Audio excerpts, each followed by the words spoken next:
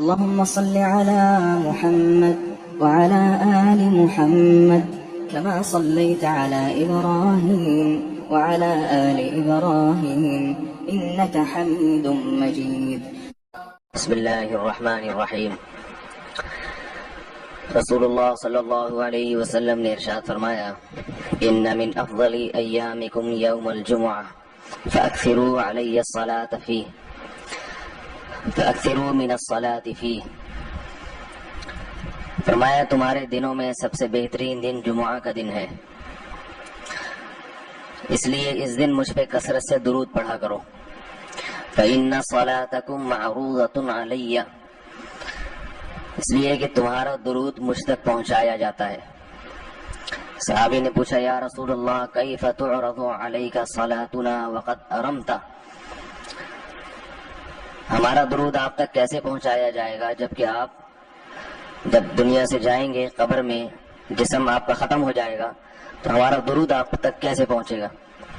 تو آپ صلی اللہ علیہ وسلم نے فرمایا ان اللہ حرم علی الارض اجساد الانبیاء، اللہ تعالیٰ نے پیغمبروں کے جسموں پر زمین پر پیغمبروں کے جسموں کو حرام کر دیا. زمین کسی پیغمبر کے جسم کو کبھی ختم نہیں کرتی. تو یہ بھی امت کا اجماعی عقیدہ ہے کہ جتنے بھی انبیاء ہیں ان کے جسم بالکل سلامت رہتے ہیں. شہداء میں تو یہ بہت زیادہ مشاہدہ ہوتا ہے، بہت سارے شہداء کے جسم سلامت رہتے ہیں. تو ایک اور حدیث میں آپ صلی اللہ علیہ وسلم نے فرمایا من صلی علیہ صلاۃ صلی اللہ بہا عشرہ، جس نے مجھ پر ایک دفعہ درود بھیجا. درود کہتے ہیں نبی صلی اللہ علیہ وسلم کے لیے اللہ تعالیٰ سے خصوصی رحمت کی دعا کرنا. ایک ہوتا ہے عام دعا کسی کے لیے بھی رحمت، صلاۃ کہتے ہیں خصوصی رحمت جو اللہ اپنے خاص بندوں پہ کرتا ہے. اس لیے صلاۃ کا جو لفظ ہے نا، یہ درود اور صلاۃ یہ پیغمبر کے علاوہ کسی کے لیے جائز نہیں ہے، کیونکہ یہ صلاۃ خاص کس کے خاصہ ہے؟ یہ پیغمبروں کا. اس لیے ہم اللہم صلی علی محمد تو کہہ سکتے ہیں لیکن یوں نہیں کہہ سکتے اللہم صلی علی فلان. تو صلی جو ہے نا صلاۃ یہ خاص قسم کی رحمتیں ہوتی ہیں جو اللہ پیغمبروں پر بھیجتے ہیں.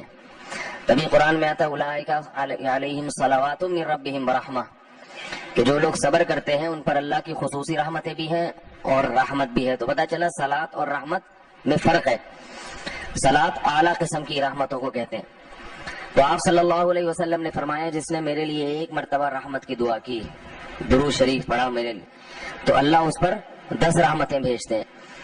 اور جمعہ کے دن زیادہ فضیلت ہے درود شریف پڑھنے کی. البتہ یہ جو جمعہ کے دن میں حدیث مشہور ہے کہ 80 سال کے گناہ معاف ہوتے ہیں جمعہ کے دن درود پڑھنے سے،